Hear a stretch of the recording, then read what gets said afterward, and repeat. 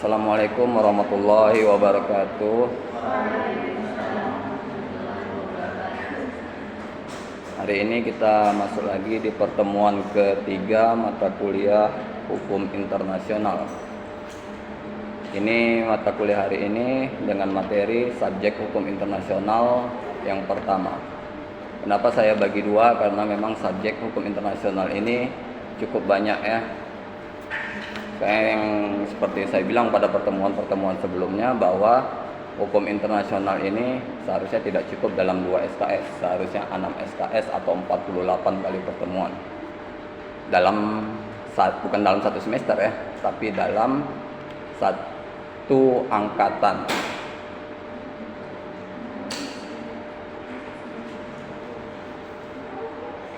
Ini saya buat putih supaya enak kalian melihatnya. Kayak semalam takutnya sakit mata kalian. Jadi subjek hukum internasional ini kita lihat dulu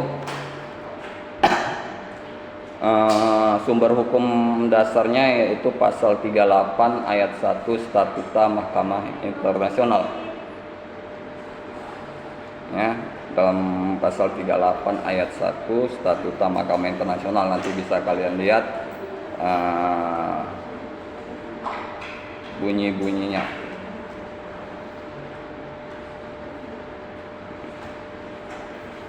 Ini lupa buat saya buatnya di sini ya.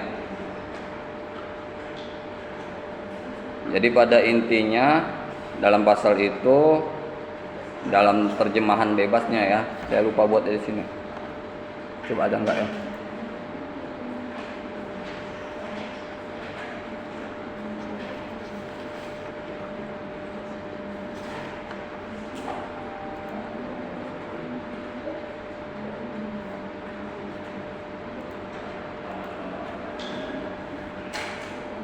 Ya, terlewat. Maaf. Jadi di sini kita pertama yang istilah dan pengertian subjek hukum internasional, yaitu para pihak yang segala aktivitas tindakannya diatur dan menimbulkan akibat hukum dalam bidang internasional. Mungkin yang saat sekarang ini lagi heboh yaitu KTT G20 di Bali pada bulan September atau Oktober, saya lupa. Yang heboh karena apa? Karena invasi Rusia ke Ukraina.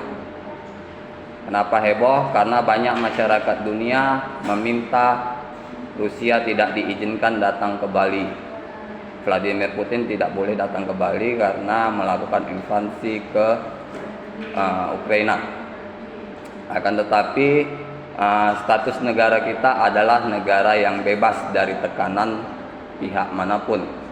Ya, kita negara yang merdeka, negara yang berdiri sendiri. Kalaupun harus keberpihakan. Ini saya bilangnya harus ya, berarti bukan mesti ya. Harus itu adalah kemungkinan.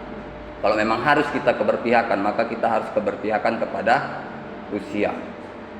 Kenapa? Karena Ukraina adalah Yahudi. Yahudi adalah turunan dari Israel.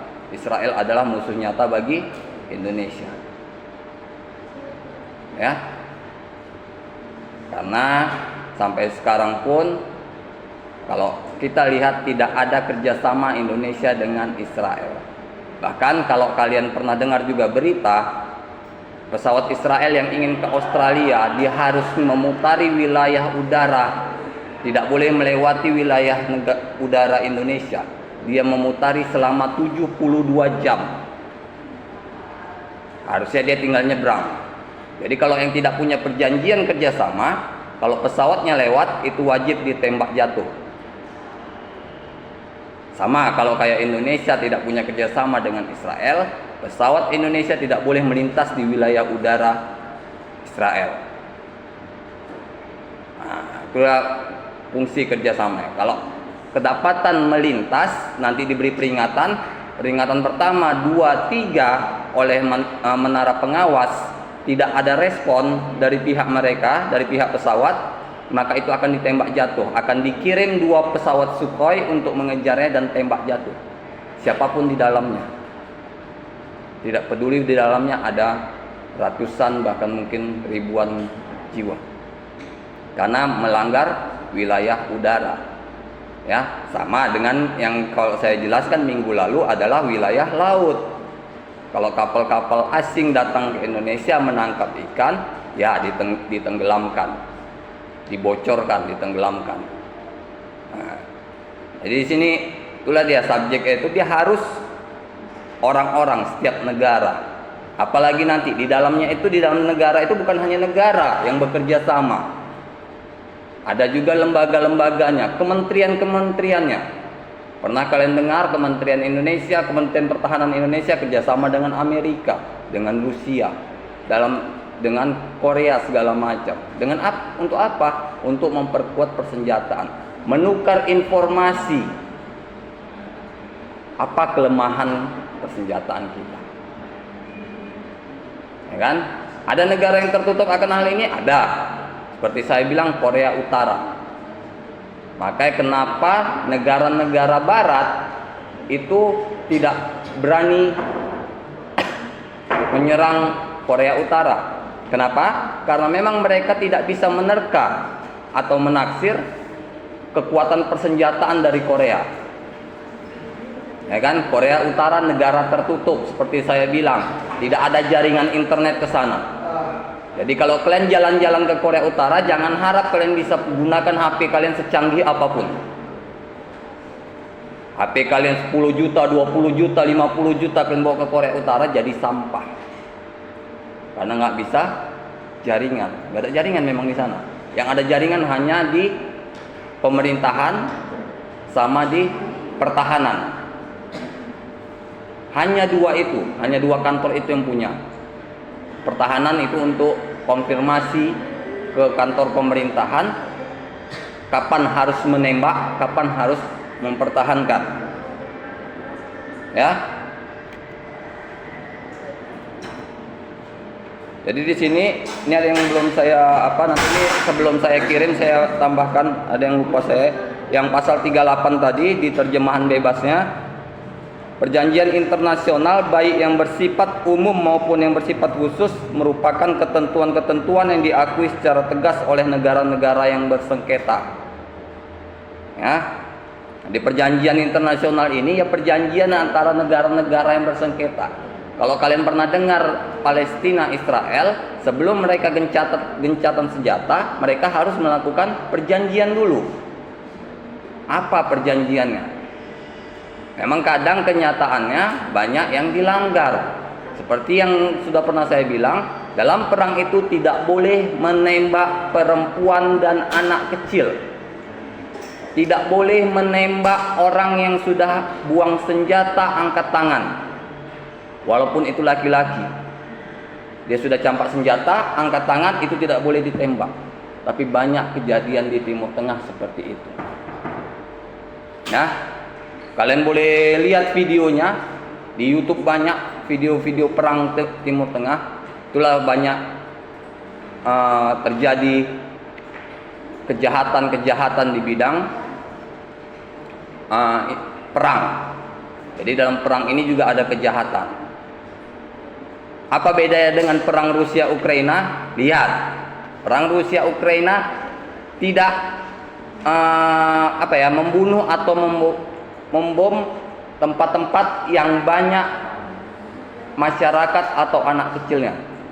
Lihat, bahkan sebelum mereka menyerang, mereka mengungsikan terlebih dahulu masyarakat-masyarakatnya agar tidak terkena imbas dari bom yang dijatuhkan. Ya kan?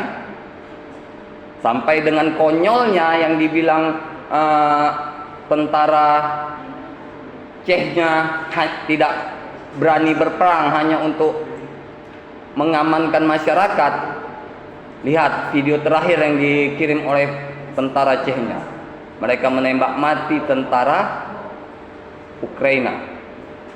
Apa dibilangnya? Ini hanya video jawaban. Kami sebenarnya tidak ingin mempertontonkan ini ke publik. Gimana mereka menjaga ke publik? Tindakan-tindakan kekerasan tidak pantas untuk dipertontonkan. Mereka hanya mempertontonkan membantu masyarakat. dari segi kemanusiaannya. Selanjutnya di perjanjian di pasal 38 ini juga mengatur kebiasaan internasional atau international custom yang merupakan praktek yang bersifat umum dan diterima sebagai hukum. Ya. Jadi ada dia kebiasaan-kebiasaan masyarakat dalam hal internasional. Ya. Kalau misalnya orang luar datang ke Indonesia, di Bali mereka bisa terbuka dalam bahasa pakaian ya. Di Bali mereka bisa terbuka, tapi saat mereka ke Jawa, lihat mereka sudah punya sopan santun. Nggak ada orang bule terbuka di Pulau Jawa maupun Kalimantan yang kota. Ya, kenapa kalian tidak lebih respect daripada mereka? Mereka mempertontonkan atau menggunakan busana sesuai dengan tempatnya. Di Bali, di pantai, oke, nggak ada masalah. Memang itu tempat terbuka. Memang harusnya pakai seperti itu. Sangat jarang orang pakai yang tertutup berenang di pantai. Pasti aneh kalian lihat, kecuali memang yang orang udah syar'i. Dari atas sampai bawah, dari kecil dia sudah syar'i. Nggak bisa lepas jilbab, nggak bisa pakai baju ketat. Jangan disamakan, jangan kalian bilang pula itu orang gila. Itu dia menjaga dirinya. Ya kan? Ada seperti itu. Tapi saat mereka yang biasa dengan budaya-budaya barat, saat mereka masuk ke Indonesia di tempat wisata seperti Bali, ya mereka seperti biasa dengan wilayah baratnya, terbuka karena di sana memang tidak dilarang, tidak ada larangan berbusana. Nah, saat mereka sudah bosan di Bali, pindah ke Jawa, ke Kalimantan, Jakarta, di Medan juga banyak orang asing. Apa kalian ada lihat orang asing di Medan pakai bikini? Gak ada. Banyak di Jalan Singamaraja, di Hotel Garuda Plaza itu banyak orang-orang asing. Kalau mereka pakai bikini di situ, enggak. Mereka menjaga. Kenapa kita yang sebagai warga negara Indonesia tidak bisa menjaga adat budaya kita? Ya kan? Prinsip atau ajas-ajas hukum umum yang diakui oleh bangsa-bangsa beradab. Ya. Ajas-ajas umum, ajas-ajas yang diberlakukan untuk mengatur masyarakat yang dapat juga berlaku bagi di seluruh negara. Kan? Ada kalau kita dalam hukum ini ada hukum haki. Haki itu ada hukum internasionalnya, TRIPS. Ya. Nanti kalian kalau belajar haki itu ada hukum internasional. Karena kalau kita misalnya pendaftaran merek, ya, ini kalian punya brand, kalian punya usaha makanan, kalian mau daftarkan mereknya, silakan. Tapi itu ada biaya fee biasanya 100.000 untuk pengecekan merek kalian. Merek kalian tidak hanya dicek di Indonesia, tapi di dunia internasional. Tidak boleh ada sama. Ya. Walaupun katanya beda, tapi penyebutannya, aksennya sama, itu pasti kalian ditolak. Inilah bagaimana ketatnya perjanjian internasional itu. Tidak ada yang boleh saling menyinggung, tidak ada yang boleh saling melangkai. Kalaupun ada kejadian mungkin sama, ya, kemungkinan sama. Lihat, banyak kalian boleh lihat di situs Mahkamah Agung, banyak putusan-putusan yang gugatan dari luar negeri untuk membatalkan merek-merek di Indonesia karena sama. Memang tidak boleh. Ya. Kalau kalian ingin membuat merek, membuat suatu usaha, kalian kasih merek yang mirip-mirip dengan di sana. Misalnya yang barat Adidas, kalian bikin Adinda, itu masih agak mirip. Nggak bisa, ya kan? Adidas kalian bikin Adinda, Nike kalian bikin Nipe. Jangan yang mirip-mirip. Buatlah merek sendiri, kalian promosikan merek kalian naik, kalian dapat uang, dipakai orang kalian dapat uang. Ya, pendaftaran merek nggak terlalu mahal juga.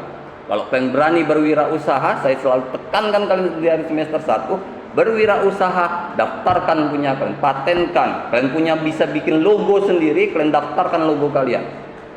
Bikin logo ya, bukan edit logo orang menjadi logo kita.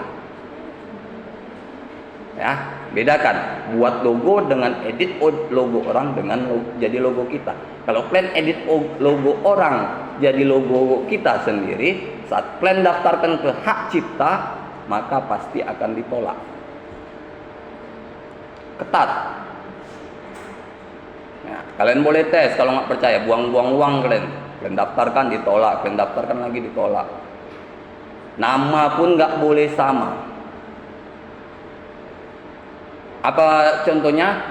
Sekolah saya SMA dulu, SMA Al-Ulum. Nah, nama yayasannya Yayasan Al-Jihad. Ya, didaftarkan dulu, diterima. Sudah jauh berjalan. Udah ada 26 tahun. Ternyata Yayasan Al-Jihad ini sudah ada di Jawa. Dan ternyata lebih tua di Jawa. Kalau di Indonesia yang SMA saya mungkin dari tahun 80-an, di sana dari tahun 50 60-an. Maka mana yang disuruh ganti? Yang sini. Sekarang yayasannya jadi Jihadul Ilmi. Ya. Oh ya, kalau kalian mau bikin apa-apa itu kalian searching dulu. Ada enggak? Ya kan? Jangan asal-asal daftar. Kalau daftar kalian diterima, senang kalian, diterima senang. Setahun 2 tahun kalian melakukan apa? Ternyata diajukan orang gugatan, bukan hanya merek kalian dibatalkan, tapi kalian juga dituntut ganti rugi karena penggunaan merek. Dengan penggunaan merek yang udah terkenal, barang kalian laku, berarti berapa dalam 5 tahun berapa barang kalian laku, fee-nya untuk orang itu 20% dari keuntungan barang. Kalian harus pulangkan. Ya, sama kayak tetangga saya bikin sepatu Bali. Itu sudah merek terkenal. Saat ketahuan, dia jual di pajak di Medan Mall di bawah. Di atas ada Bali asli. Harganya jutaan. Nah, harganya jutaan. Di bawah Balinya 350. Orang beli di sini. Ternyata yang punya merek Bali datang melihat. Ternyata dijual segitu. Didatangi tempat produksinya, ditanya di mana tempat produksinya dengan alasan mau jual juga, mau join. Didatangi bawa polisi, damai 25 juta. Hati-hati, jangan pakai merek orang. Sekarang mereka tetap produksi, tapi main kucing-kucingan. Kalau kalian tahan, nggak apa-apa.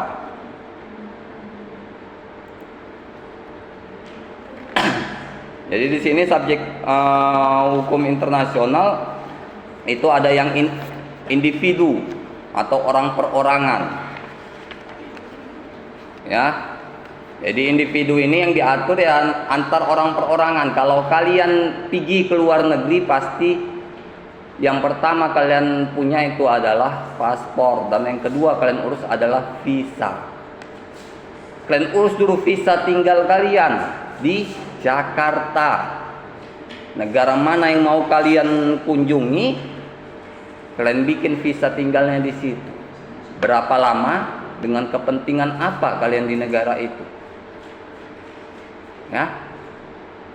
Sudah kita urus di Jakarta, misalnya ke kedutaan Inggris misalnya, udah kita urus keluar izinnya, sampai kita di Inggris kita urus lagi ke kedutaan Indonesia. Jangan kalian macam preman, kalian keluar negeri nggak ngelapor sama kedutaan kalian, kedutaan Indonesia. Kenapa? Kalau terjadi masalah mereka akan lepas tangan. Orang ini nggak ngelapor kok masuk ke negara sini, saya nggak tahu. Tahu warga saya apa enggak, kata mereka. Hajab kalian. Ya, makanya urus, walaupun keluar biaya kalian urus. Memang itu kewajiban. Karena kalau ada apa-apa, maaf kata kalian di luar negeri kecelakaan, dilihat paspor kalian Indonesia, pasti kalian dipulangkan ke kedutaan dulu. Dilihat data list kalian ada mendaftar atau tidak. Kalau nggak ada mendaftar, mereka akan nanya dulu ke Indonesia. Panjang prosesnya. Makanya jangan mau kalau kalian TKI dengan yang tidak resmi. Banyak TKI yang tidak resmi. Berangkat kalian, berangkat. Sampai ke negara itu, sampai. Jalur mana? Jalur hantu. Jalur hantu lah, nggak dikasih kedutaannya, nggak tahu. Ya kan? Kalau ada masalah kalian, kedutaan nggak mau tahu. Ya, kalian berkeras pun, saya warga negara Indonesia, saya butuh perlindungan segala macam. Kalian tidak mendaftar, kalian tidak melapor, apa yang mau kalian tuntut? Ya kan? Makanya banyak kejadian TKI kita yang di Arab Saudi dihukum mati, nggak dapat kabar kedutaan Indonesia. Kenapa? Karena jalurnya bukan jalur resmi. Kayak kalau ada keluarga tetangga, ingatkan kalau mau jadi TKI jalur resmi. Jangan saat mau dihukum pancung baru ketahuan warga negara Indonesia. Karena hukum di luar negeri tidak sama dengan di sini. Kalau kalian kerja di Timur Tengah, mencuri langsung potong tangan. Gak ada balik karena uang curian. Potong tangan. Potong tangan satu, mencuri lagi potong kaki satu. Mencuri lagi potong tangan satu lagi. Mencuri lagi kaki lagi satu lagi. Terakhir baru hukuman mati. Ya, ini memang masih berlaku di wilayah-wilayah Timur Tengah, Arab Saudi, Mesir, Irak. Masih berlaku. Makanya kalau kalian ada nanti niat jalan-jalan ke luar negeri, urus prosedur yang benar, yang memang diakui. Ada juga individu buatan atau badan hukum. Ini seperti apa individu buatan atau badan hukum? Seperti kita misalnya ingin membuat usaha, kita melebarkan sayap ke luar negeri, ya, ingin kita usaha jualan di luar negeri, kita harus urus izinnya.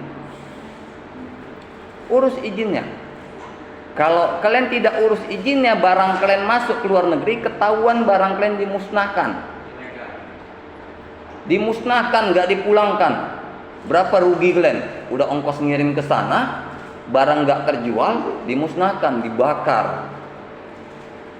Makanya urus yang benar-benar. Kalian orang pendidikan, kalau kalian ingin berusaha, banyak kita wirausahawan kita yang sampai ke luar negeri jualan. Padahal mereka tidak pernah keluar negeri. Banyak. Mereka mengurus. Saat pembayaran pun lancar. Diawasi. Ingat, kalau kita sudah berusaha di negara lain, maka pajak yang berlaku adalah pajak negara setempat. Bukan pajak Indonesia. Nah, kalau kalian berjualan, berdagang di Amerika, itu setahu saya saat ini pajaknya 30%. Amerika untuk usaha 30%. Ya. Jadi makanya jangan heran di Indomie kita dapat di Indonesia antara 5.000 ke bawah, 2 sampai 5.000. Di sana bisa jadi 25.000, 35.000 satu bungkus. Kenapa? Karena memang banyak yang harus dibayar.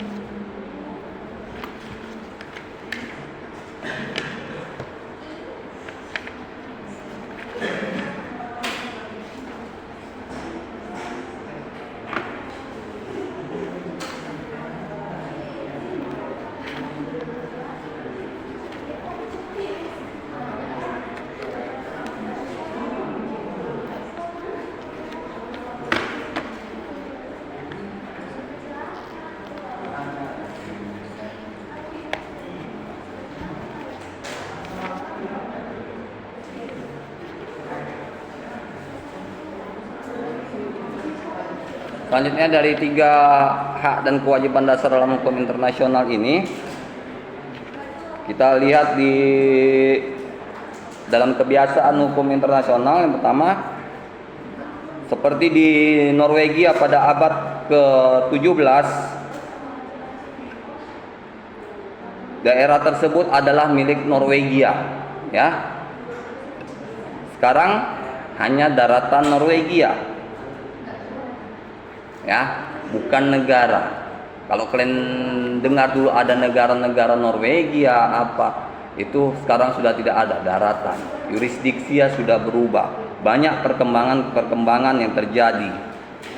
Bagaimana di negara-negara ini banyak yang pecah, yang seperti saya bilang akibat ulah dari Amerika dan sekutu-sekutunya, karena tidak ada negara yang boleh lebih besar dan kuat dari Amerika, karena mereka takut akan kekalahan. Ada juga wilayah di Norwegia itu memiliki kepentingan ekonomi dari penduduk wilayah lokal Norwegia. Jadi kalau di setiap negara-negara luar negeri ini pasti ada sesuatu yang lebih menguntungkan. Ya, ada yang perlu kita kejar di sini. Apa yang dikejar orang luar ke Indonesia? Papua ada emas, ada tambang emas. Di Papua ada tambang emas, itu yang dikejar. Ya, ada yang memang dikejar mereka. Mana yang didekati pasti ada yang dikejar. Cina kenapa dikejar? Karena budayanya, tembok raksasa Cina, kebudayaannya, banyak kebudayaan di situ, banyak sejarah di situ. Kalau kalian pergi jalan-jalan ke Cina, pergilah ke tembok Cina, itu banyak, di setiap dindingnya ada tulisan sejarah. Itu bukan tulisan manusia, bukan manusia modern ya maksudnya ya, yang sejarah-sejarah dulu. Jadi yang diterapkan di sini sumbernya yaitu merupakan kebiasaan yang bersifat umum, ya, bukan yang direncanakan atau dibuat, tapi memang yang bersifat umum. Apa yang dilakukan masyarakat Indonesia pada pagi hari, misalnya di pedesaan ada bertani, ya kan, di perkotaan bekerja ke kantor, ada nih kebiasaannya. Maka dilihatlah kebiasaan-kebiasaannya. Sama kayak di Cina atau Jepang misalnya, apa kebiasaannya? Jam 7 pagi atau 8 pagi itu sudah tidak boleh lagi, manusia produktif sudah tidak boleh lagi di rumah. Manusia produktif ya, saya bilang manusia produktif. Manusia produktif yang sehat seperti kalian. Ya, kecuali kalau dia punya sakit jantung, ya, cacat, itu nggak produktif, nggak bisa menghasilkan, kerja pun dia nggak maksimal, bisa pun dia kerja tapi tidak maksimal. Kebiasaan yang ada itu dapat diterima secara hukum, secara internasional, ya, bukan hanya bagi negara itu, tapi bagi negara-negara lain. Kalau di kita ada namanya hukum arbitrase. Jadi kalau hukum arbitrase ini di seluruh negara itu ada. Apa keuntungan hukum arbitrase ini? Kalau di arbitrase itu suatu perkara yang diajukan ke arbitrase harus putus 6 bulan. Apa beda dengan peradilan umum? Peradilan umum kalau kasus perdata nggak kemana 2 tahun. Jadi kalau pengusaha-pengusaha yang ingin usahanya jalannya tidak tersendat pasti ke arbitrase walaupun biayanya lebih mahal.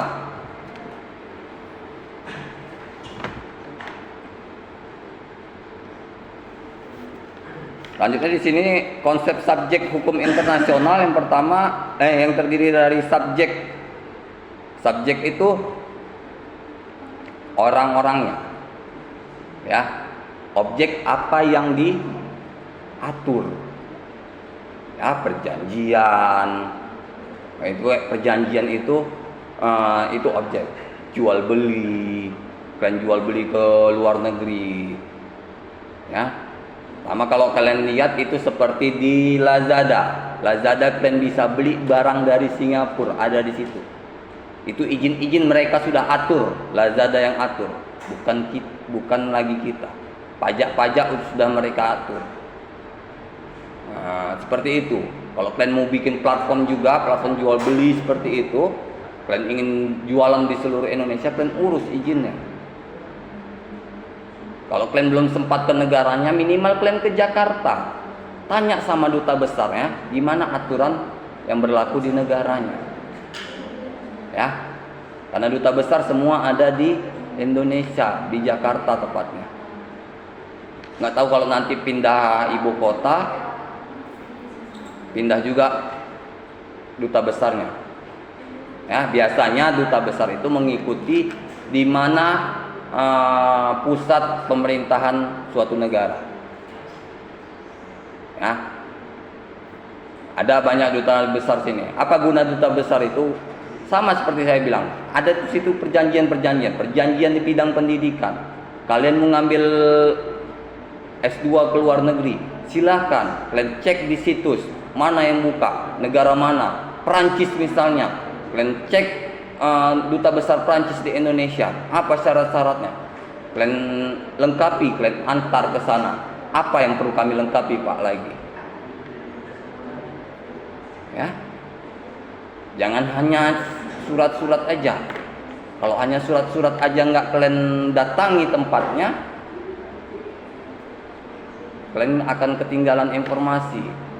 Bisa-bisa kalian ditolak.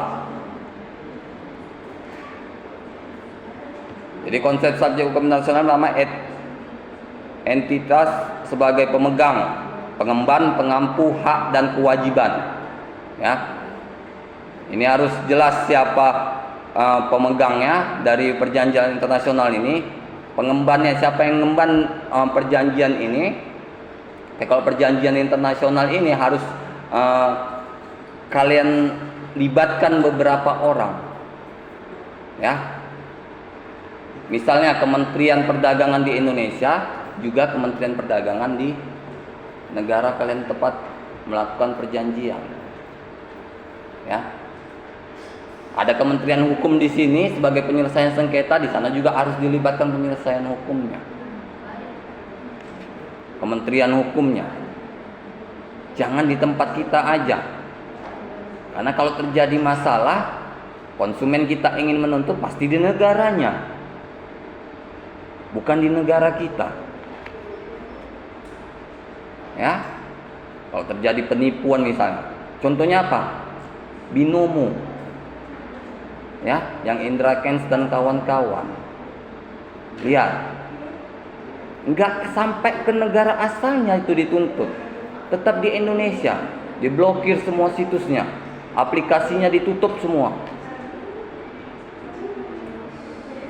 Ya. Karena apa? Karena memang mereka yang ditahan tidak mau jujur berapa dananya. Jadi ditutup supaya dia pun tidak bisa ngambil lagi dananya yang ada di platform tersebut. Ya.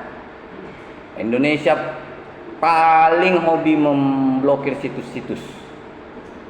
Ya, udah banyak situs yang diblokir oleh pemerintah Indonesia yang tidak sesuai dengan adat budaya kita. Ya, terutama yang heboh pertama itu adalah situs-situs film dewasa. Itu diblokir semua. Situs-situs judi. Tapi masih ada juga judi-judi yang eksis di Indonesia. Lihat, judi-judi di situs judi yang ada di Indonesia ini itu tidak ada kantornya di Indonesia. Jadi kalian ikut itu nggak ada kantornya di Indonesia. Jadi kalau kalian terkena masalah, kalian mau ngelapornya kemana? Kalian lapor polisi, kalian yang ditahan. Kenapa kalian main judi? Ya kan? Serba salah kan? Kalian main judi, ternyata menang, uangnya nggak dikirim. Kemana kalian mau ngejar? Kalian laporkan ke polisi, Pak, saya kena tipu. Tipu apa? Saya main judi, menang nggak dikirim. kalian yang ditahan. Konyol kan? Makanya carilah yang bermanfaat, banyak investasi. Ya, saya juga main investasi. Bukan main saham, saya nggak berani main di saham. Kenapa? Saham masih banyak yang berafiliasi dengan judi. Di ujung-ujungnya kena. Sama kayak saya agak keluar sedikit, saya punya tim futsal ikut turnamen, lihat sponsornya judi. Ya, makanya setelah turnamen baju itu saya simpan, nggak saya pakai. Kenapa? Saat dipakai, dibawa keluar, baju ini dari mana? Tim ini. Saya juga ditanya, kenapa ini bisa jadi sponsor kamu? Jadi masalah. Ya, apa sponsornya? Liga Dunia 365. Ya, ada yang sponsor yang nggak enak lagi bahasanya. Yang terakhir kami main tuh Lonte QQ, situs judi. Gimana? Kita ikut di situ, kita dikasih baju free sama orang itu, nggak bayar.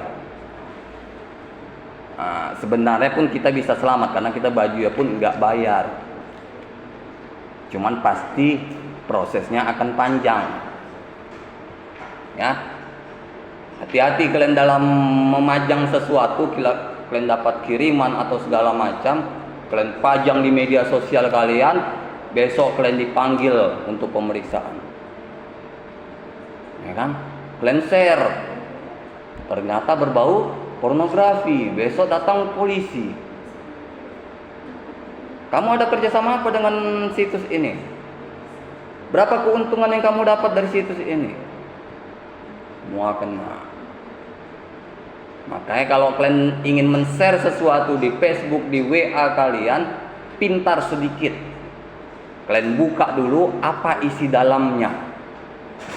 Karena kalau yang dari luar-luar ini, dari dunia internasional, mereka bebas, nggak ada larangan situs judi, nggak ada larangan situs dewasa, nggak ada. Ya, di Malaysia pun nggak ada. Malaysia hanya larangan judi itu untuk kaum pribumi. Tapi lihat, di Tanah Genting ada bar. Untuk apa? Untuk pendatang. Ya, bukan untuk warga lokal. Beda kan? Itu gimana mereka melindungi warganya supaya tidak terlibat judi. Itu nanti kalau kita masuk ke situ, masuk ke Tanah Genting itu untuk bermain judi, kita dilihat paspor kita. Kalau kita masih dalam keturunan ras Melayu, kita pun nggak dikasih masuk. Sana ada, boleh kalian cek, ada Genting Iceland namanya. Nah, ini ada kemampuan hukum dari entitas terkait. Jadi kalau kalian ingin melakukan kerjasama perjanjian internasional, kalian harus punya kemampuan hukum. Istilahnya kalian harus punya 1 atau 2 ahli hukum yang mendampingi kalian yang ngerti hukum internasional. Bukan hukum internasional ininya ya, materinya ya, tapi pidana internasional, perdata internasional. Dia harus ngerti. Ya. Kalau toh kalian nggak ngerti, kalian yang bikin usaha kalian nggak ngerti, kalian bayar lagi pengacara yang tidak ngerti juga hukum internasional, apa gunanya? Nggak ngerti dia hukum pidana misalnya di negara Australia, kalian bengong-bengong, dia pun bengong-bengong. Jadi ya, kayak mana melakukan perjanjian di sana? Ya, ada. Kalau di kampus-kampus Jawa tuh ada memang jurusan hukum internasional, itu memang membahas perjanjian pidana segala macam ada di sana. Ya, Kalau kalian tamat ini mau ngambil S2 di UI misalnya, kalian ambil ada jurusannya hukum internasional di sana ada. Ya. Kalian mau ngambil S2 sana nggak apa-apa ambil. Ada orang Medan ada, tamatan WISU ada yang ngambil S2 di UI ada. Cuman gaya hidup kalian sebagai mahasiswa harus dirubah. Dirubah kenapa? Karena di sana masuk kuliah jam 7 pagi. Kalian belum bangun. Ya kan? Kampus-kampus di Jawa sudah banyak yang kelas-kelas internasional. Nggak usah jauh, di USU pun ada kelas ekonomi internasional. Ada fakultas ekonomi kelas internasional. Ada. Karena ada alumninya, saya berani bilang karena ada alumni yang saya kenal. Jadi di sini juga kita lihat ada hak dan kewajiban. Kalau kalian melakukan perjanjian itu ada hak dan kewajiban. Apa hak kita? Apa kewajiban kita? Hak kita sudah menjual, kita harus mendapatkan keuntungan. Itu hak kita. Kewajiban kita harus mematuhi peraturan. Kita harus ngerti pajak mereka. Negara mana yang kita ingin lakukan perjanjian. Dagang misalnya. Pajak negara mereka kalian harus ngerti. Jangan kalian bawa pajak negara kita. Oh, di negara saya pajak untuk makanan cuma sekian 5% misalnya. Enggak. Kalau di Amerika kalian kalau nggak salah saya kena 30%. Kalau pajak penghasilan. 30% dari mana? Bukan dari hasil jual, tapi keuntungan. Ya. Jangan kalian barang kalian habis di sana, dapat uang 200 juta misalnya. Bukan 30% bukan dari 200 juta itu, bukan. Keluarkan dulu modal kalian. Berapa modal kalian? Misalnya modal kalian 150 juta. Tarik dulu modal kalian 50 juta baru 30%-nya baru kalian bayarkan. Itu dia keuntungan namanya. Ya. Yang kalian pikir, iya besar kali 30% dari apa? Enggak. Kalau kayak gitu kalian ngitungnya ya kalian rugi. Enggak balik modal, kalian rugi malahan kalian. Makanya betul-betul kalian pelajari kalau memang apa.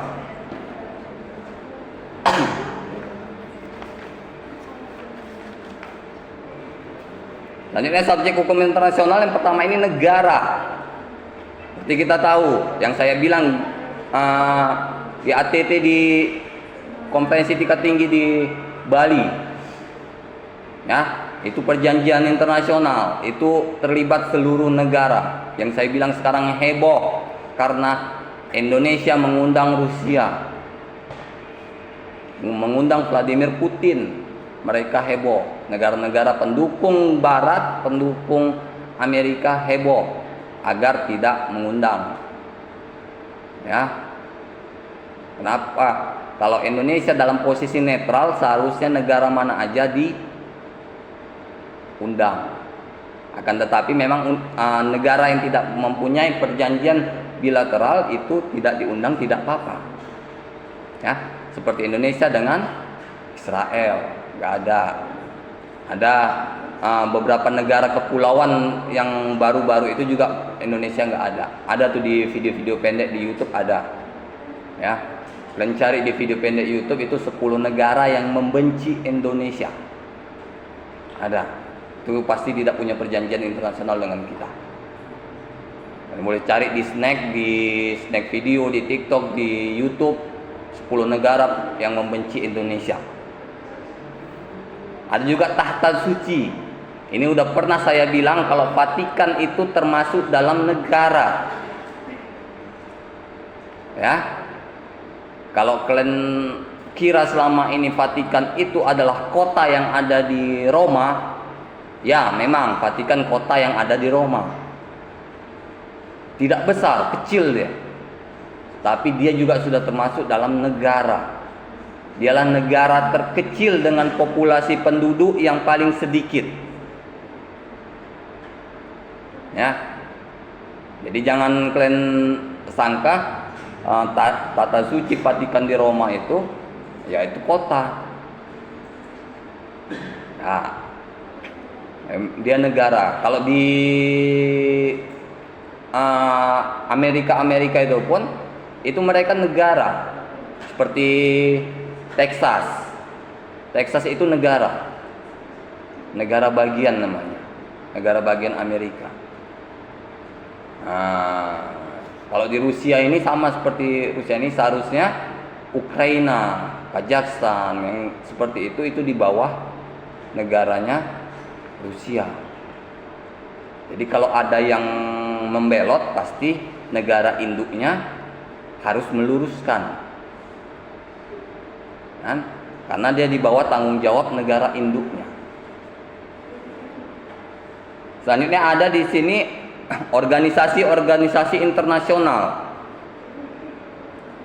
Apa tuh? Seperti kita ketahui, seperti sudah saya jelas juga, ada WHO, ya kan? Badan Kesehatan Dunia.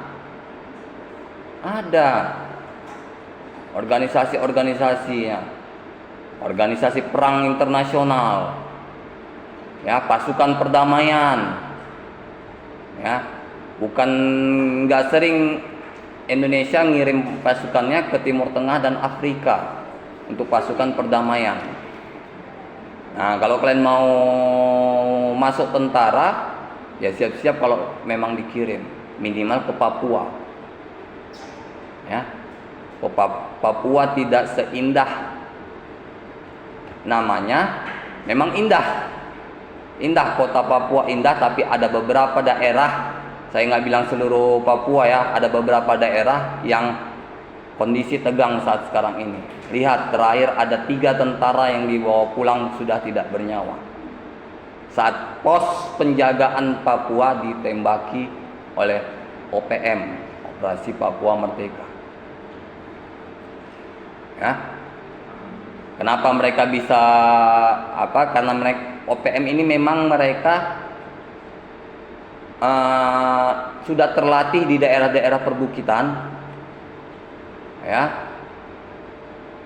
Karena mereka muncul dan hilangnya itu bahkan tidak dilihat oleh tentara Indonesia. Tiba-tiba saja sudah diberondong. Kalian bisa lihat video di YouTube, ada tuh tembak-tembakan OPM dengan tentara Indonesia. Yang saya selalu ingatkan, kalau kalian mau nonton YouTube, cari-cari seperti itu, kalian bisa cari ilmunya. Ya, penyerangan di Papua, lihat apa yang kalian bisa cari di situ. Lanjutnya ada Palang Merah Internasional. Palang Merah Internasional ini yang selalu ada di setiap perang dimanapun. Kalian lihat ambulan-ambulannya yang Palang Merah itu internasional. Jadi kalau ada tenaga medis kita dari Indonesia ingin membantu, kita mendaftarnya ke Palang Merah Internasional. Kita gabung ke mereka untuk menjadi relawan. Ingat, kalian menjadi relawan di negara konflik, di negara perang, jangan kira itu jalan-jalan.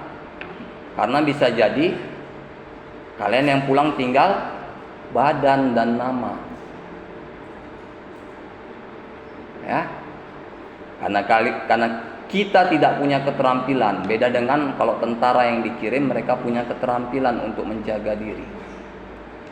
Tapi kalau kalian siap, nggak ada masalah juga, ya kan? Kalian pergi ingin jadi relawan ke Palestina, tertembak di sana, ya, darah kalian bersatu dengan darah pejuang para nabi,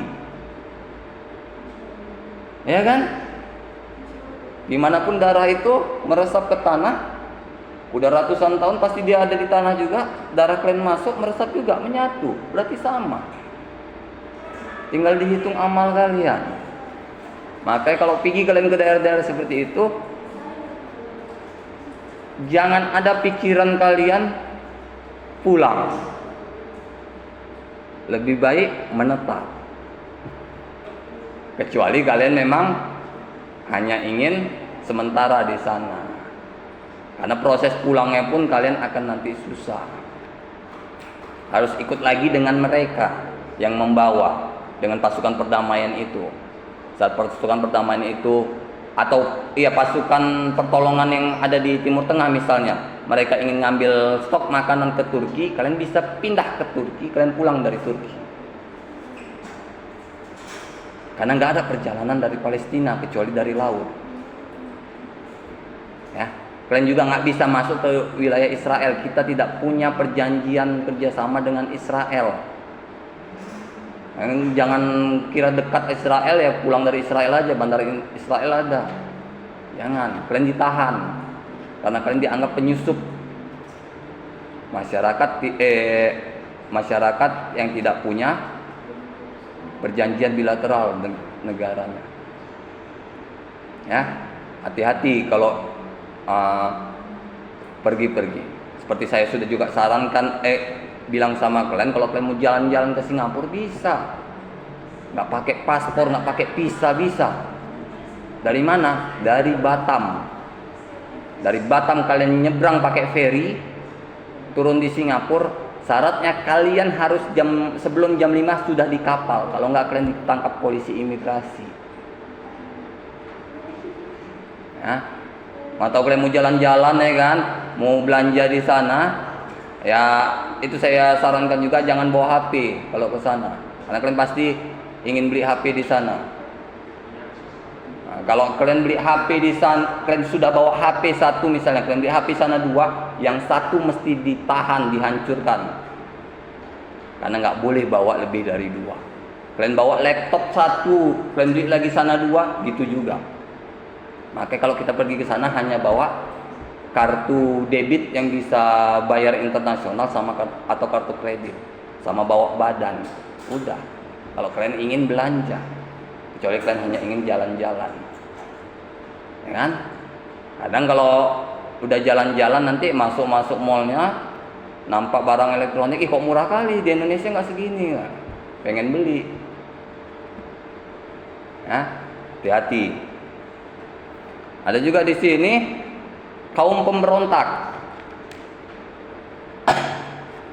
Ada kaum pemberontak. Kaum pemberontak ini kan yang menilai negara dengan pendukung yang negara-negara besar itu, seperti Amerika. Contohnya seperti apa? Afghanistan. Ya, Taliban di Afghanistan. Jadi mereka menyerang negaranya. Karena negaranya dibantu atau pro ke Amerika, mereka menyerang. Sekarang mereka menang, sekarang Afghanistan dipegang oleh Taliban. Jadi saya lihat ada di video pendek, ada tokoh dari Taliban yang dihargai kepalanya 10 juta waktu perang dulu, sekarang sudah muncul 10 juta US dollar. Sekarang sudah muncul, nggak bisa. Dan pergi ke Afghanistan yang megang sudah Taliban. Itu Islam. Ya, ada juga individu. Individu itulah kita. Kalau kita jalan-jalan ke luar negeri, itu seperti saya bilang, urus izinnya semua. Ya, apalagi kalian perjalanan jauh, sama kayak artis kalau kita lihat, mereka pergi itu kalau jalan-jalan itu sekalian capek. 8 bulan nggak pulang. Ya.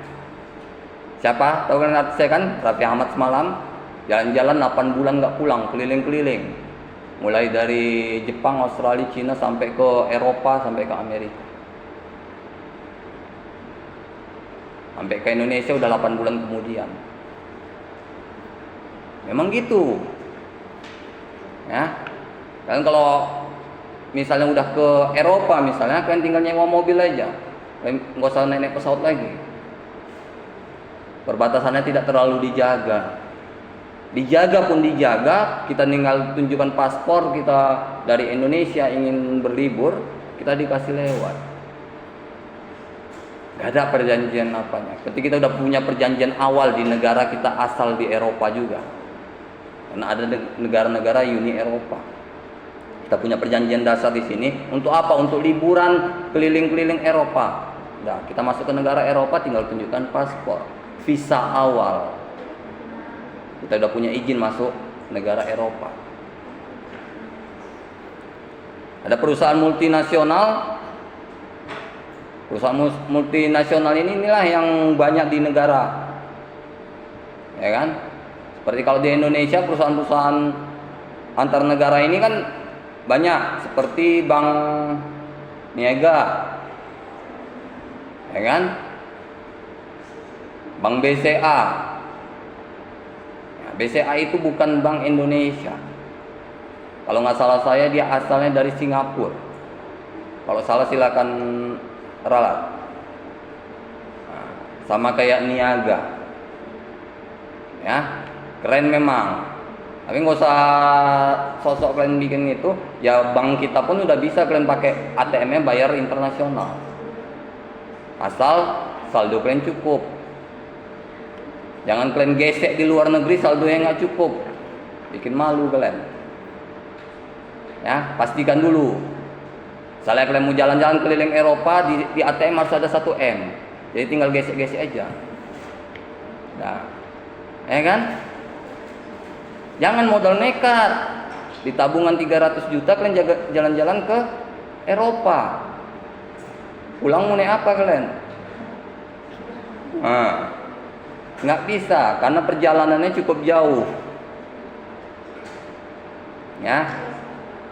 Makannya, hotelnya, kebanyakan orang yang jalan-jalan pun kalau yang minim mereka tidur di mobil. Hanya cukup nyewa mobil, tidur di mobil. Nyewa van, mereka nyewa van. Kalau van itu kalian bisa tidur di dalam. Ada organisasi non pemerintah. Organisasi non pemerintah ini seperti apa? Kalian banyak lihat, kalian banyak tonton video-video di Palestina itu banyak. Mereka yang ngasih makan ke masyarakat terdampak perang, ngantari makanan, yang terima kasih Indonesia dari masyarakat Palestina, banyak videonya. Ya, itulah mereka yang kerjasama. Nah, kalian mau gabung silakan, jadi relawan, ngasih makan dari pintu ke pintu, kalian gedor bersama tim. Ada timnya nanti yang berangkat ke sana. Tapi kalau kalian sudah ikut itu, jangan harap cepat pulang. Karena biasanya kerjaan mereka baru pulang itu setahun sekali.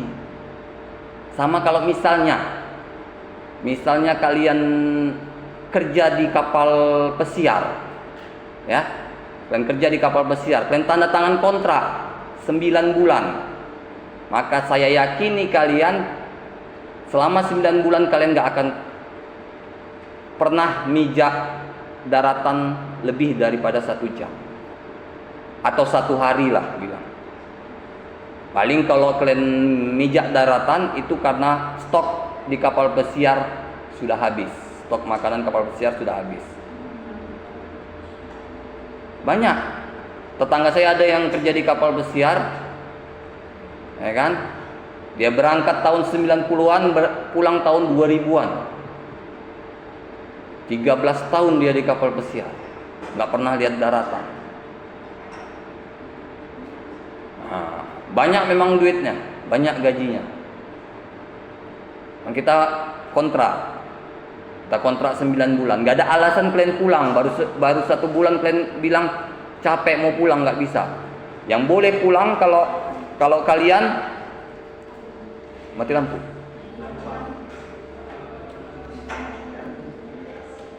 Yang boleh pulang kalau kalian itu sakit, kalian mengalami sakit menular, kalian boleh dipulangkan itu. Bahkan kalau mohon maaf kalian meninggal di kapal pesiar, kalian akan dilarungkan, tidak dipulangkan, dicampak di tengah laut. Itu memang ada aturannya, bukan sembarangan. Itu memang aturannya. Dilarungkan namanya. Dibenarkan dalam agama Islam, dibenarkan. Karena kalau misalnya dia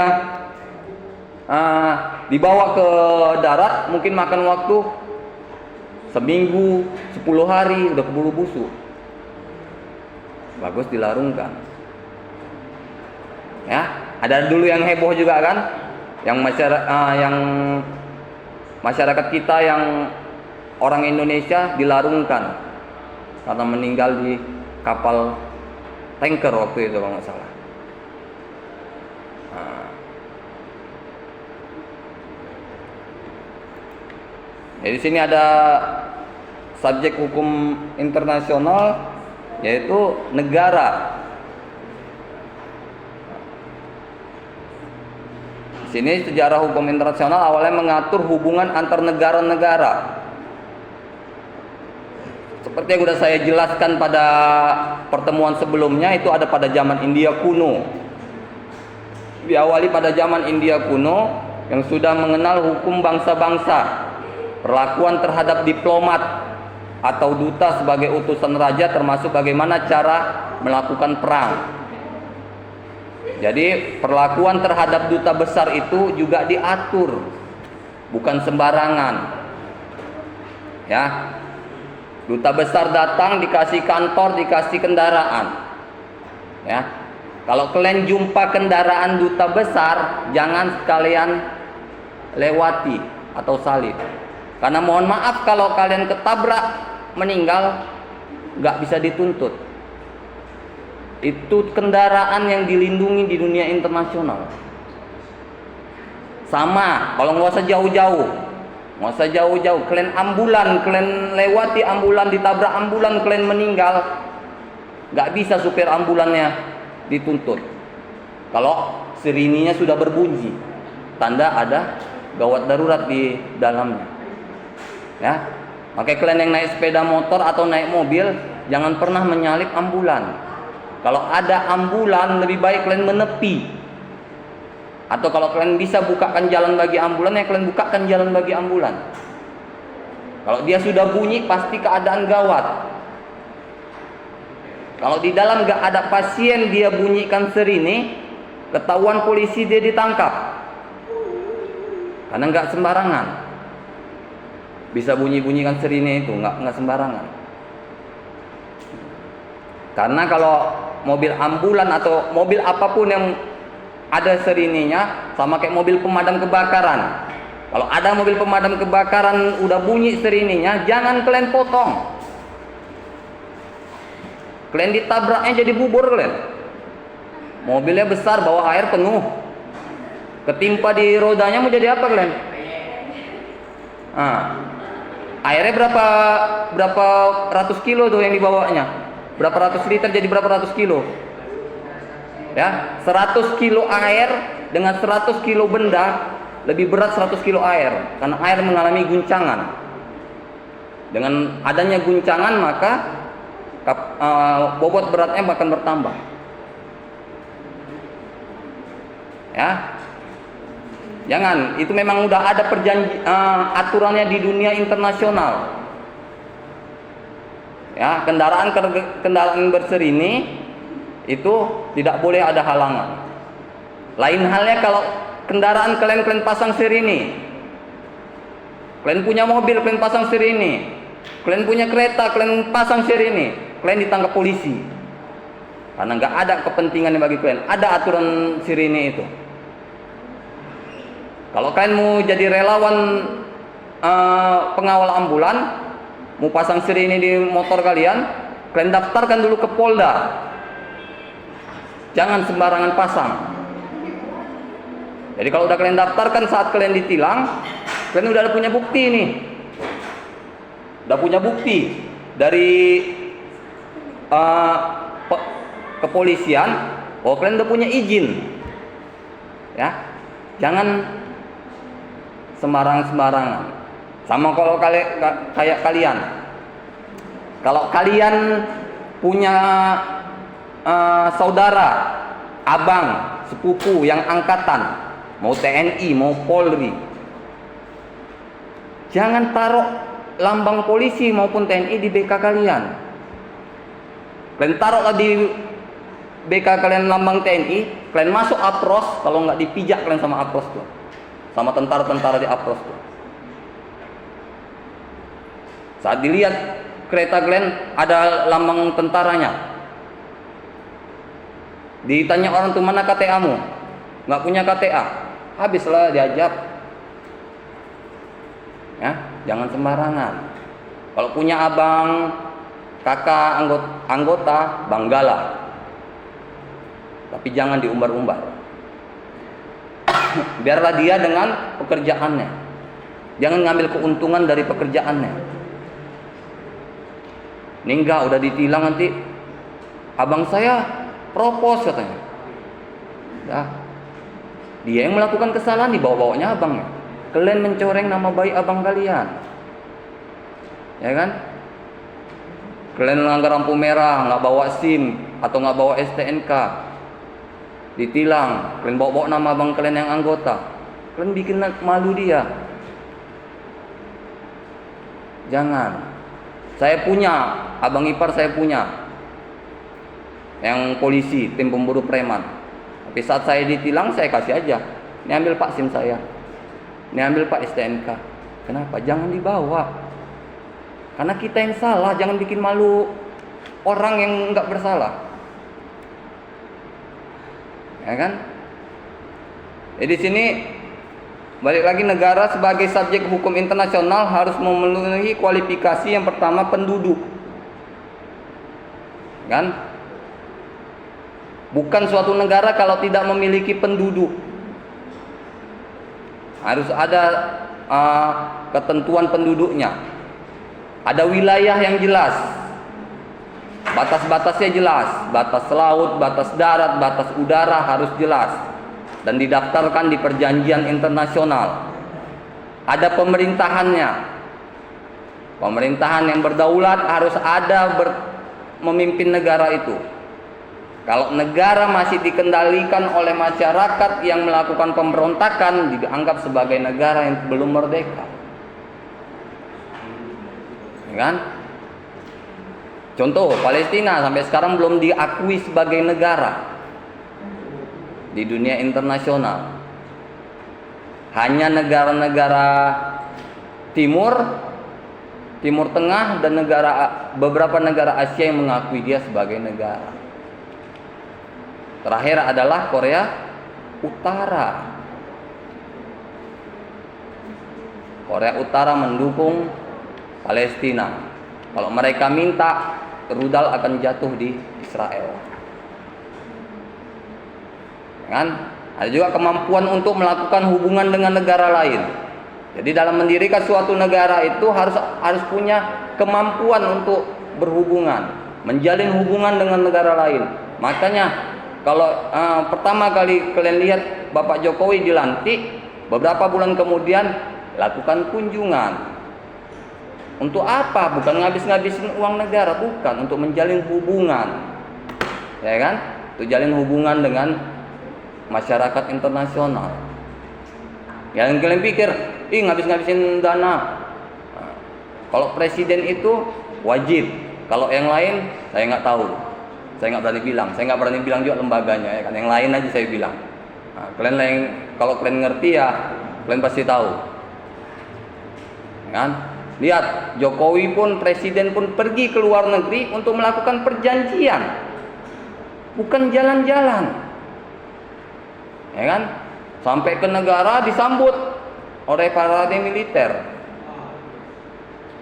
Nah, Bapak Jokowi pun pergi dengan pengawalnya, pengawal pribadi yang berjumlah 30 atau 40 orang. Tentara terlatih, siap mati sebelum presiden itu adalah orang yang terakhir mati setelah 40 orang ini. Jadi kalau ada konferensi lagi tembak-tembakan, pasti mereka pasang badan nutupi presiden. Memang itu udah diambil sumpahnya untuk gini bahasanya ya, saya nggak pastikan ya. Nyawa mereka seharga dengan keselamatan presiden, karena itu kerjaan mereka. Ya, kalau kalian ingin menjadi pasukan pelindung presiden, yaitu nyawa kalian seharga dengan keselamatan presiden. Karena kalau presiden celaka, kalian selamat, kalian akan dipertanyakan, kalian akan disidang. Ya, misalnya ada kerusuhan, presidennya terkena tembakan, kalian selamat, kalian dipertanyakan. sebagai pasukan pengaman. Kenapa bisa presiden yang kena? Kalian ada 40 orang, kenapa presiden kena? Kalian satu pun nggak ada yang kena, atau yang kena cuma 1-2 orang. Ya. Ada juga negara federal atau protektorat atau negara-negara yang belum mendapatkan pengakuan, tapi sudah menjadi anggota PBB. Apa contohnya? Kembali lagi kita ke Palestina. Palestina ada anggotanya di PBB, tapi nggak diakui sebagai negara. Nggak diakui sebagai negara. Ada negara anggota di PBB? Ada. Negara-negara perang pun ada. Nah, jadi siapapun yang ada di situ, ya tetap diakui sebagai negara di dalam PBB, tapi tidak sebagai dunia internasional. Karena kalau di dunia internasional, pengakuan sebagai negara merdeka itu harus 2/3 dari jumlah negara yang ada di dunia. Negara merdeka yang ada di dunia 2/3. Misalnya negara merdeka ada 300 di dunia, maka 200-nya harus menyatakan Palestina merdeka. Maka merdekalah mereka.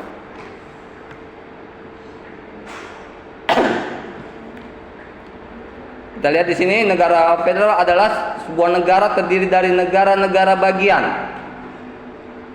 di mana terdapat kesepakatan di antara keduanya untuk membagi kewenangan mereka. Nah, ini seperti apa? Seperti Rusia, Amerika.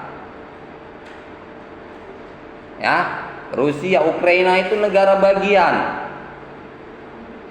Kazakhstan, Turkmenistan itu negara bagian. Tetap ada program pembagian kerja dari pemerintahan Rusia. Sama kayak Amerika, seperti saya bilang, Los Angeles, Texas, dan yang lainnya. Itu negara bagian.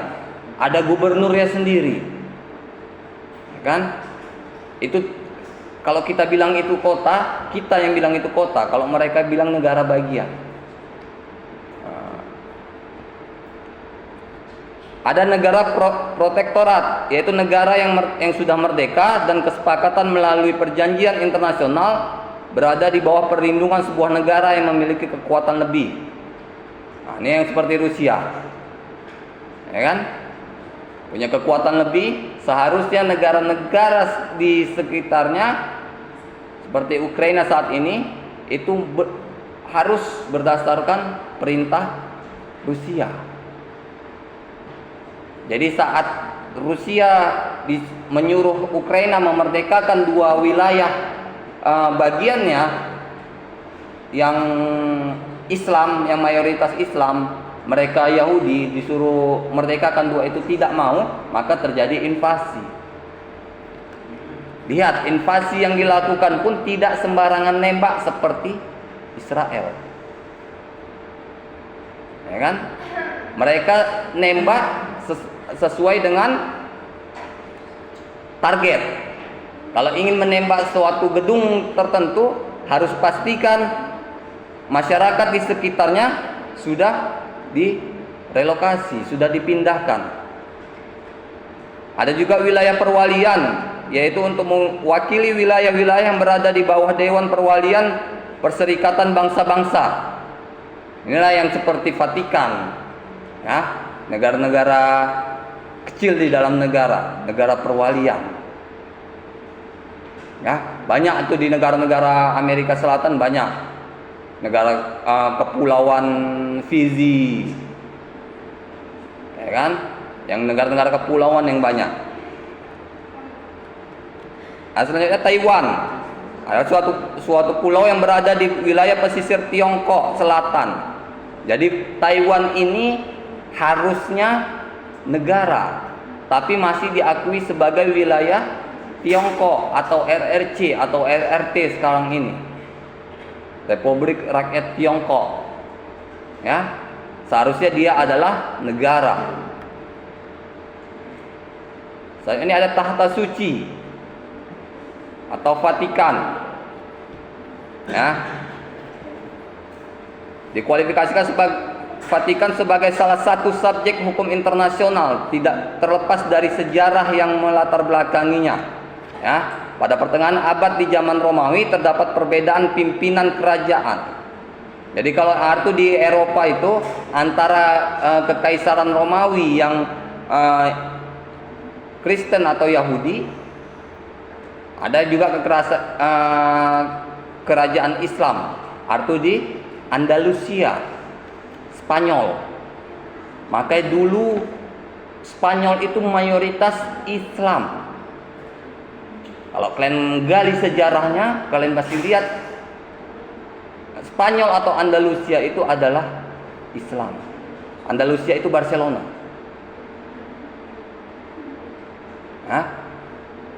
Tapi sejalan perkembangan sejarah, kalah dipegang oleh masyarakat Yahudi. Di dalam perjanjian Lateran, Italia mengakui kedaulatan tahta suci. Jadi di sini Italia juga sudah mengakui kedaulatan tahta suci. Bukan hanya Vatikan yang mengakui dirinya sebagai negara, Italia juga sudah mengizinkan dirinya sebagai negara.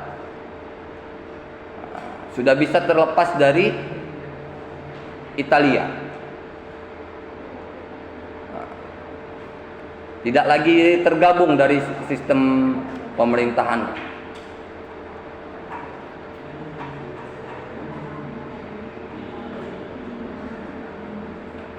Ini organisasi internasional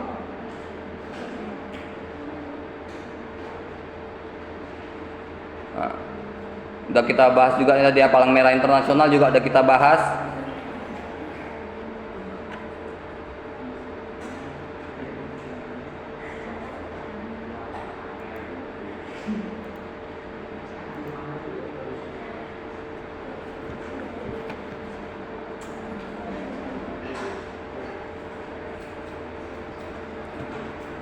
Oke, saya rasa cukup sekian materi hari ini.